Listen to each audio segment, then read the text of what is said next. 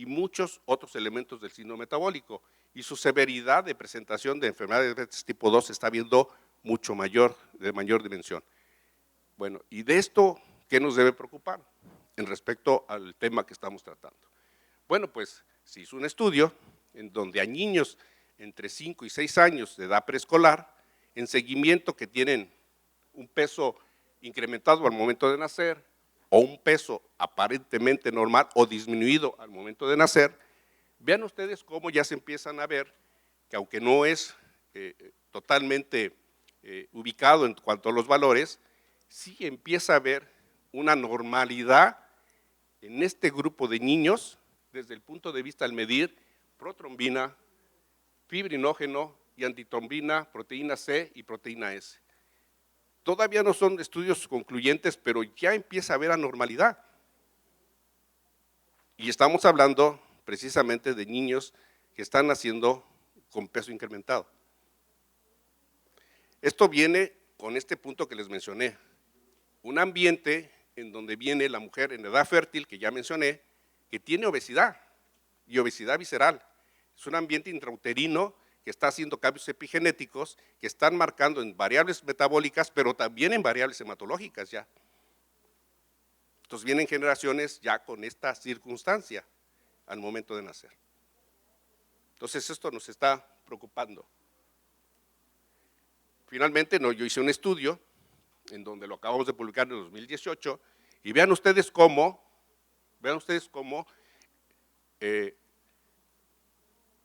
sujetos que tuvieron infarto agudo del miocardio tuvieron en el 88% síndrome metabólico. Estoy hablando de trombosis coronaria. Con todos los antecedentes previos entendemos esta diapositiva. El 70% tenía presión arterial elevada, 80% tenía triglicéridos elevados, diabetes en el 79% tenía triglicéridos, diabetes y obesidad abdominal, pero el 79% tenía obesidad abdominal y 70% HDL bajo. Lo que quiero resaltar es la obesidad, 79%. Si ustedes ven las diapositivas previas de generaciones más tempranas sin enfermedad cardiovascular, esto no termina, es un continuo, persiste y hace que finalmente venga la expresión final de enfermedad. Entonces esta situación es la que tenemos que entender. Esto es un continuo, si todo viene en cascada, no lo detiene, continúa avanzando y finalmente hay expresión de enfermedad. Con todo esto, vamos a ver ligeramente algo en el aspecto fisiopatológico. ¿Cómo voy de tiempo, perdón? Me queda 15 minutos, ¿son? Okay. Hemos hecho algunos estudios con respecto a ello. También igual reiteramos mucho porque hay mucha conveniencia de ello. Y todo es empezar a entender qué ocurre. Y todo hay un inicio. El inicio es cuando, por densidad energética mayor, empezamos a tener tejido adiposo visceral, la famosa llantita. Y entonces en ese momento vienen muchas alteraciones, y esa alteración es, por ejemplo, incremento de ácidos grasos, totalmente pleno. Y esto empieza a generar alteraciones fisiopatológicas, como incremento de resistencia a la insulina e inflamación. Este tejido con adipocitos hipertróficos empieza a generar una serie de sustancias que no lo hace si no está así en esta condición. Y obviamente entre ellos hay incremento del factor tisular, incremento de la secreción del activador del plasminógeno y obviamente respuesta inflamatoria. Esto es lo que empieza en cascada a aumentar. Entonces, la pregunta es, ¿cuántos de los que estamos aquí tenemos llantita? Y si tenemos llantita, estamos en esto. Que se va a ir aumentando según se vayan incrementando factores. Si yo trato de explicar para una simple visión, vean ustedes, por ejemplo, aquí están los ácidos grasos y esos favorecen el aspecto de inflamación. Por ejemplo, sigan ustedes la interleucina 6, que ya la fuimos y la dijimos, incrementa el factor tisular, incrementa el fibrinógeno. Vean ustedes, por ejemplo, aquí, cuando existe el estado prediabético, hay activación endotelial. Esta misma me lleva al incremento del factor tisular y nuevamente se cierra la cadena. Si existe resistencia a la insulina e hiperinsulinemia, vean ustedes cómo este incremento de insulina, ¿sí?, favorece el incremento de fibrinógeno y favorece la activación del factor tisular.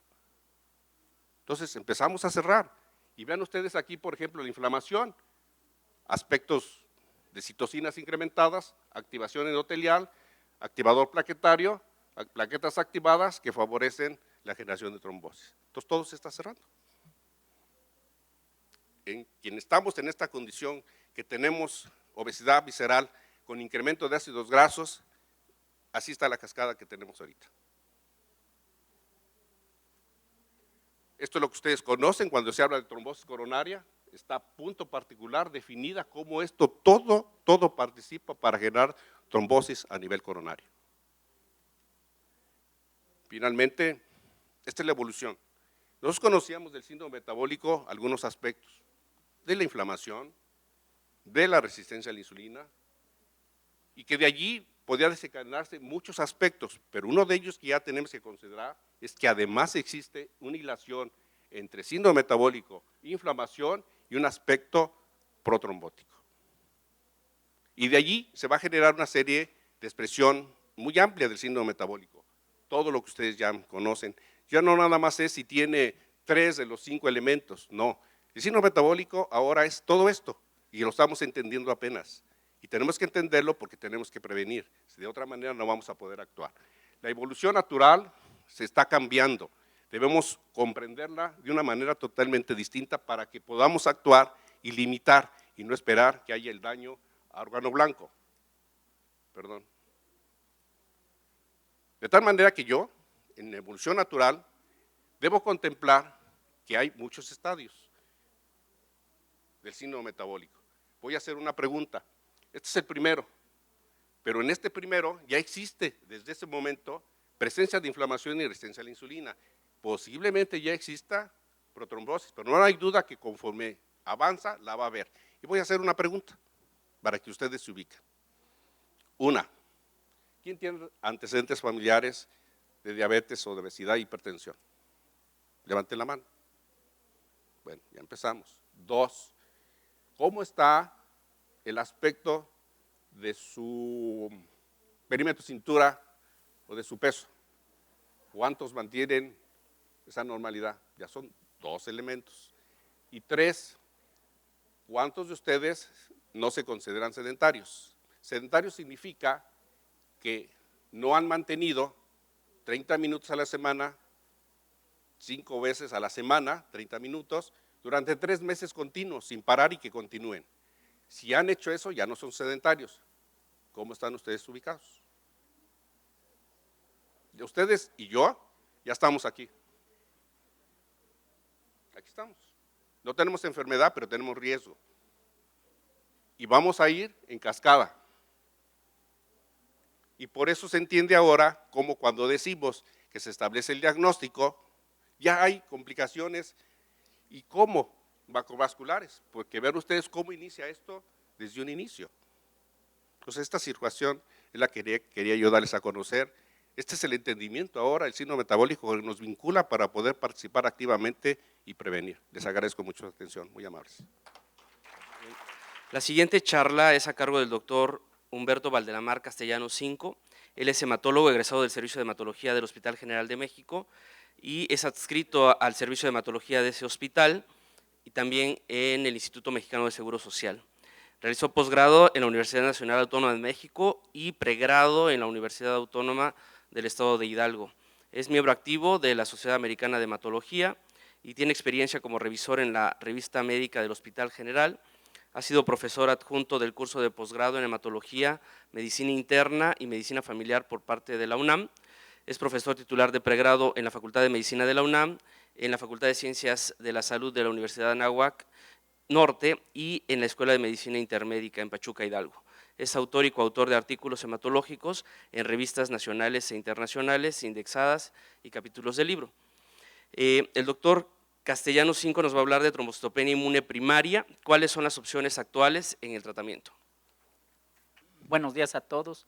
Agradezco al comité organizador de la Agrupación Mexicana para el Estudio de la Hematología la invitación para poder estar con ustedes aquí en los siguientes minutos y abordar el tema de cuáles son las opciones terapéuticas actuales en trombocitopenia inmune primaria del adulto.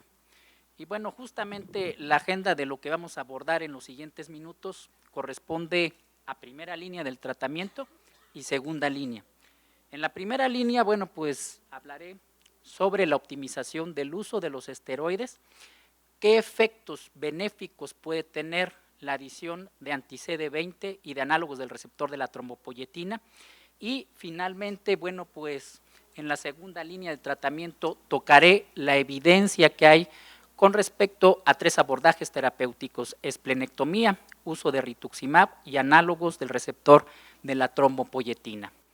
En relación a las generalidades, bueno, pues hay que recordar que la trombocitopenia inmune primaria pues es una enfermedad a la cual se llega a su diagnóstico por medio de mecanismos de exclusión.